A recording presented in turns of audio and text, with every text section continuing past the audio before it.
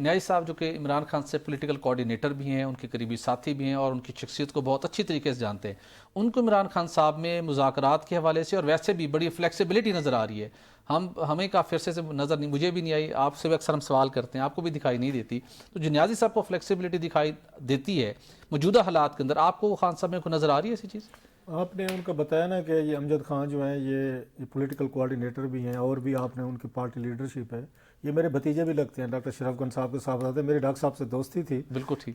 تو اس رشتے سے یہ امجد خان جو ہے ہمارا برخوردار کہیں بھتیجا کہیں، بڑا پیارا تعلق ہے.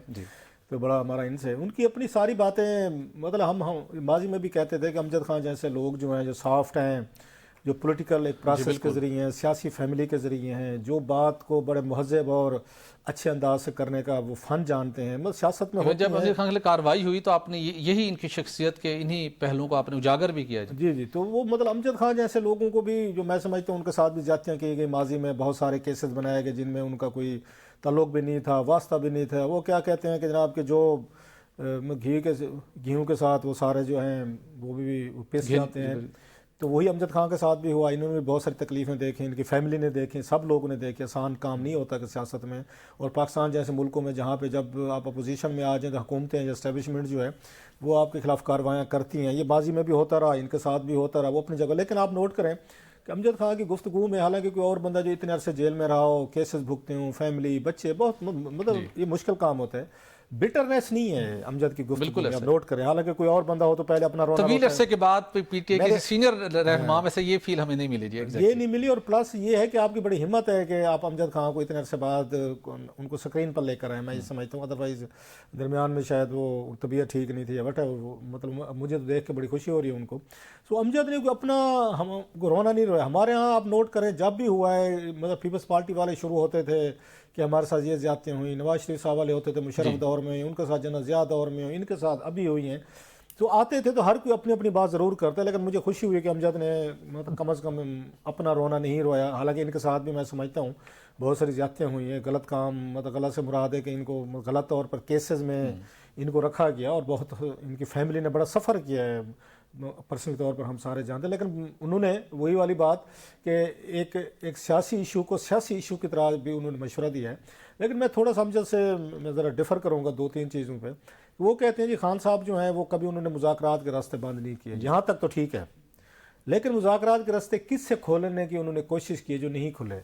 وہ ہمیشہ سے وہ یہ کہتے رہے ہیں کہ ہم یہ اسٹیبلشمنٹ سے بات کریں گے، ہم سیاسی حکومت سے بات نہیں کریں گے. اب جا کے وہ کہہ رہے ہیں اتنے عرصے بعد 3 سال بعد وہ کہہ رہے ہیں کہ ہم یہ ہو گئے اس میں اچھا صاحب اور علامہ ناصر عباس صاحب ہیں، اب وہ جو چاہے فیصلہ کریں.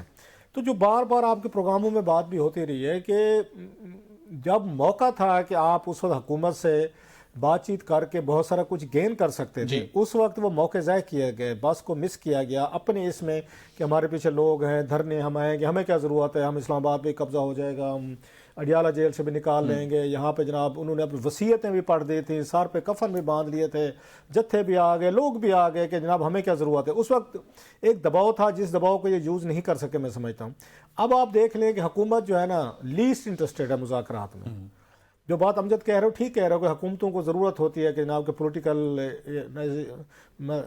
اس کو ٹمپریچر کو وہ لو رکھے، لیکن اتنا زیادہ ہیٹ میرا خیال ہے پچھلے 2-1 سالوں میں حکومت نے حکومت بھی تھوڑی سی کیا کہتے ہیں ڈیٹ ہو گئی ہے. وہ ڈیٹ ایک لفظ جیسے ایک بار تھک سکن ہو گیا، حکومت بھی تھک یار ٹھیک ہے یار کہ بس. لیکن طارق چودھری صاحب نے کہا اگر یہ سنجیدہ ہیں تو 12 جنوری کو آ جائیں، اسپیکر کے چیمبر میں بات چیت کا آغاز کرتے ہیں اور ہم تو تیار ہیں. میرا اس پہ بڑا انتہائی کلیئر سٹینڈ ہے. جی، نہ طارق فضل چودھری صاحب اس میں سیریس ہیں، نہ یاد صادق صاحب سیریس ہیں، نہ وزیر اعظم پاکستان سیریس ہیں. اس پہ میں کوئی میرے ساتھ بحث کرنے کو تیار، میں اس میں ایفس اینڈ بٹس میں جا نہیں رہا. یہ سمپلی انگیج رکھیں گے، انگیج رکھو، دوڑائی رکھو، بھاگی رکھو، آج فلاں کرو. یہ بھی ان کے آپ کو یاد ہے پچھلے سال جنوری میں مذاکرات کس بات پہ ناکام ہو گئے تھے؟ جو ان کے یہ 7-8 لوگ تھے پی ٹی آئی کے، انہوں نے کہا تھا میں خان صاحب سے ملاقات کروا دیں. تو وزیر اعظم پاکستان اسپیکر صاحب بھی اس میں شامل تھے ان تمام چیزوں میں، اس میں ڈاکٹر فضل چودھری صاحب بھی تھے، تو ملاقات کروا دی تھی جو 31 سے پہلے ختم ہو گئے تھے. سو یہ پولیٹیکل لوگوں کو چسکا ہوتا ہے یہ گوسپ کرنے کا. آئیں جی بیٹھتے ہیں جی، یہ بڑا انتہائی یہ پاپولر فرینڈشپ ہے، آئیں جی بیٹھتے ہیں جی، آئیں جی بات کرتے ہیں جی.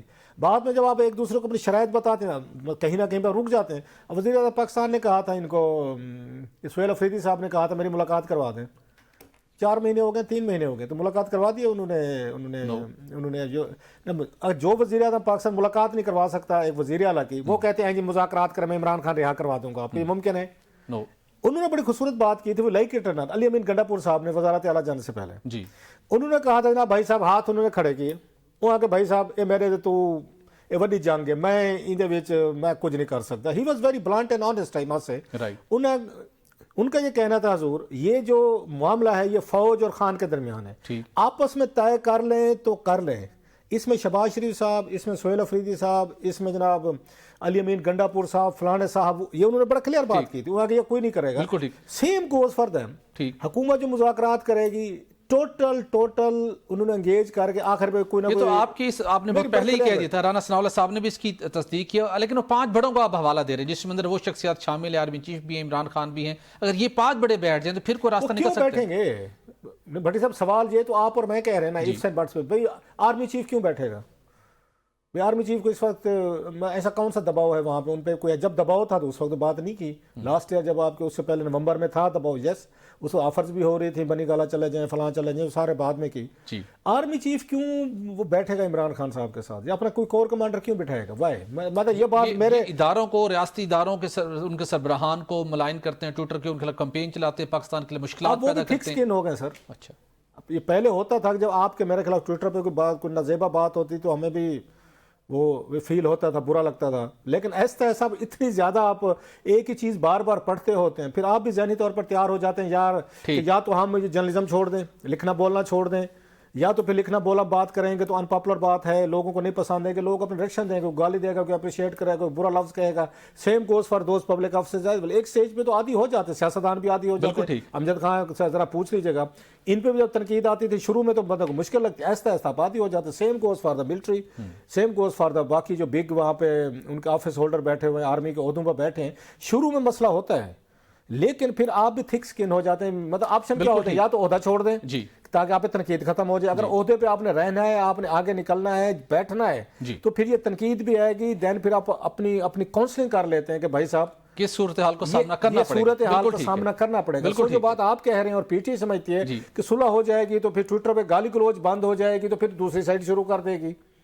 سو مجھے نہیں لگتا، میں بڑا کلیئر ہوں اس پہ کہ عمران خان صاحب کے ساتھ نہ فوج مذاکرات اس وقت چاہتی ہے نہ حکومت چاہتی ہے. جو یہ کہہ رہے ہیں وزیر اعظم صاحب بلف کر رہے ہیں، ٹوٹل بلف. مجھے اس پہ ifs and buts کا کوئی شک بھی نہیں ہے.